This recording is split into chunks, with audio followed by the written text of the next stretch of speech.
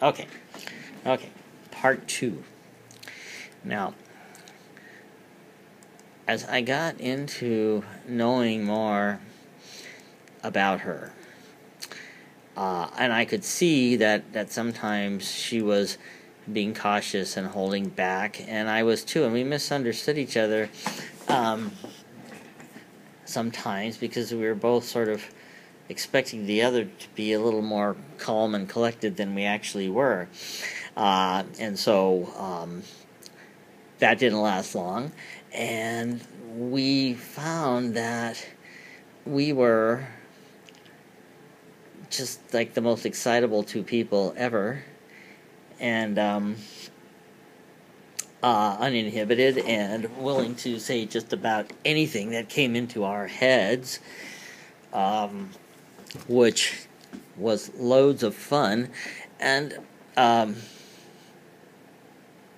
and I felt things which, you get to be a certain age and you think, I'm not going to feel that anymore, but I did. And my knees were weak, and my muscles were fluttering, and my breathing was shallow, and I was having these boy howdy, incredible reactions to this person.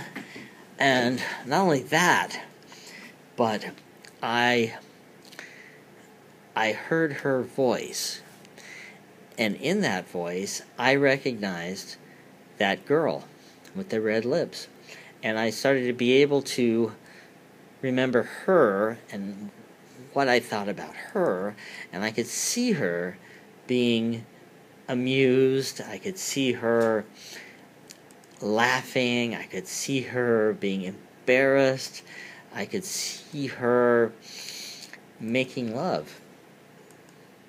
And, without... I felt like those memories that I kept at the forefront... where is she? That I kept at the forefront, or, back in the back. But anyway, this was something I never lost. And as I started to... look at that. So then as I started to remember those things, I remembered her, and I remembered what she was like, and I remembered what she smelled like, and I remembered what she tasted like, and I remember how that informed my life. And at the time, of course, I wasn't anywhere near the maturity level, neither was she, really, to appreciate what was there, or to even feel like we had any control, or to even recognize what was there. And the thing that kind of... oh, look at that.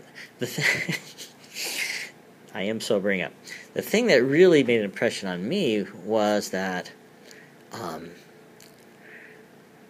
as this went on, I really came to remember a lot more, and she had these things that I had totally forgotten about. Like this photo, Knott's Berry Farm, this little poem on this little, Post-it note that was so perfectly full of passion. How could a 14-year-old even get there? Of course, ask any 14-year-old and you'll get the answer. They know everything, and they feel everything, and they're grown up. And I never had a question about what I felt at that time. I, did what came naturally, and was with somebody who was appreciative and wanted the same thing, and it was one of those...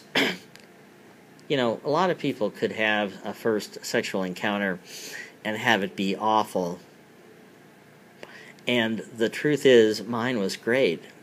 It was a little bit hurried, and her mother was in the next room and all that. But hey, that's what it's all about. And and it was like someone said, she said, "All right, quit fooling around. Just put it where it goes." And, it was great. without much of a care even for consequences or risks or anything. And if I think about it, I think, God, you must have been an idiot, because look at all the shit that could have happened. But, it didn't.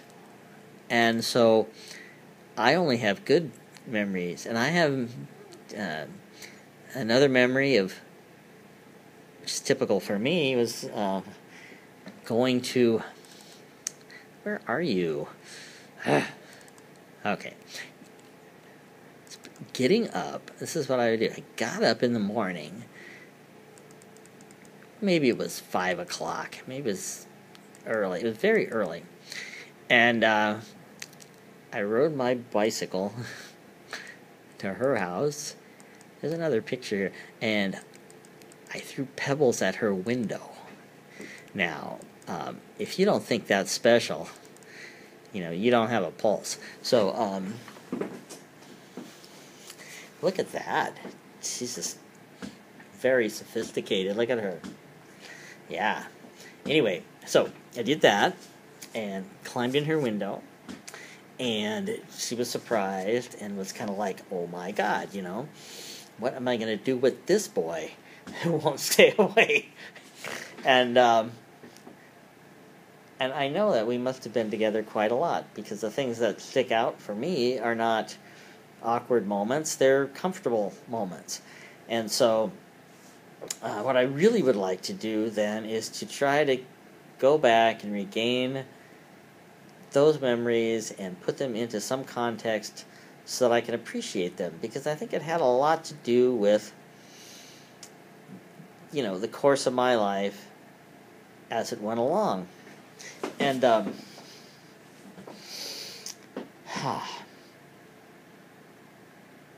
it's a real beautiful thing. And she inspired me back then and today. And she created something in me by her lack of restraint, by her complete openness, by her lack... there's a lack of fear that comes from not knowing what's happening.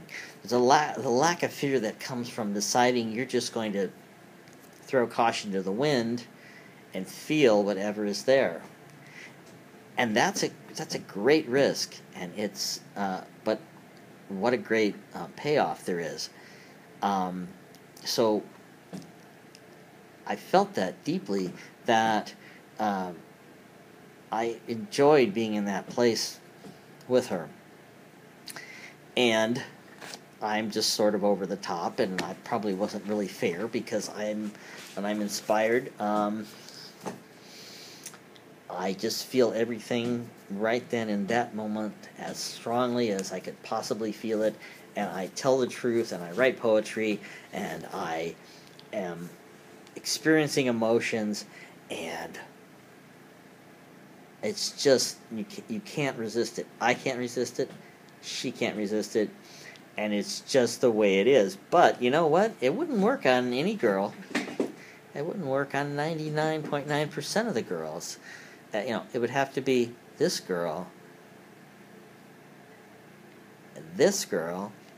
who had an idea of what emotion could be with me, which I sort of treasure the fact that all the years I was doing whatever the fuck it was I was doing, she was coming back now and again and thinking of me.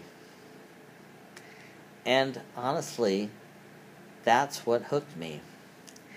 And it's a great treasure. And I would do just about anything to keep that and retain that and keep that as just a wonderful part of my life. So, that's my story. Goodbye, Stephanie. I do love you.